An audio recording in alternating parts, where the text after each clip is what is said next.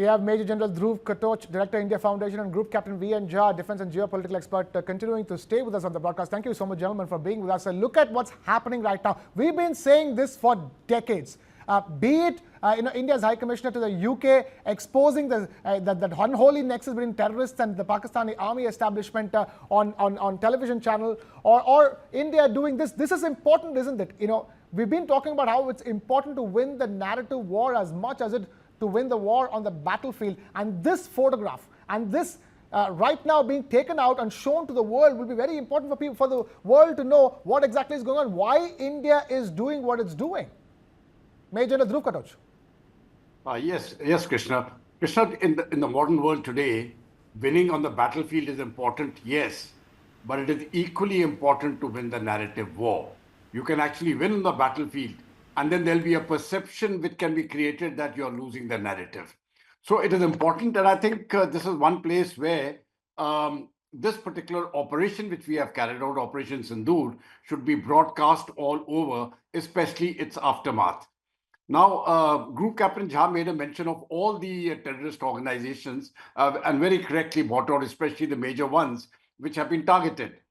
I think what we need to bring out into the world body is not so much these terrorist organizations, but they are being led by the Pakistani ISI and the Pakistani military, which has so correctly been brought out in this photograph and in the funeral procession which was taking place.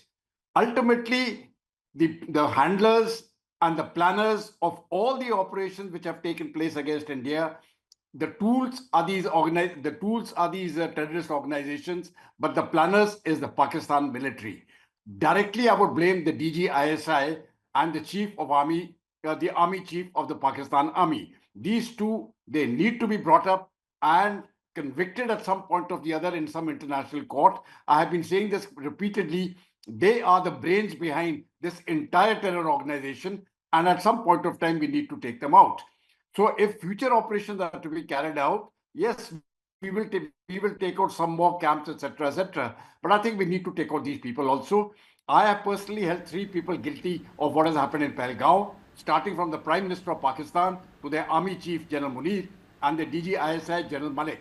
General Malik. These 3 people, and if we can ensure that they are convicted in a court of law, wherever it is, I can rest assured that the terrorism will finish completely. That notwithstanding, I don't have too much faith in the world bodies. I think India will do its bit, and the new policy which we have taken out now, compelling Pakistan, we are going to see a change in their behavior, especially because there is a dual nature to that policy, both kinetic and non-kinetic. And when we put these two together, I think the combination is going to be very deadly, very volatile, and Pakistan will have to conform to India's will and stop terrorism. If they do not do so, they will have to face the music and the consequences. Krishna. Group Captain V.N. Jha, even as we discuss the damage that India caused on Pakistan's military infrastructure with Operation Sindoor, even as we discuss the way forward in terms of the ceasefire and the importance of the ceasefire holding for the next 1 week, what we cannot forget is that this is the moment to ensure that we let the world know what we've been dealing with all this while. Because, people in the West keep thinking, this is just like, India and Pakistan, they keep clashing all the time. Why do they keep clashing all the time? Look at the statements coming in from U.S. President Donald Trump, just sort your issues out. That's the kind of hypocrisy that the West looks at us with. It just thinks that, we keep fighting all the time. But India has never asked for a fight. India has asked for terrorism to end, not today, but for decades. But especially what happened after Pahalgam. And in this day and age of, 24/7 news channels and social media, how can you let something like Pahalgam go? That has to be the line in the sand. From there on, no more tolerating terrorism.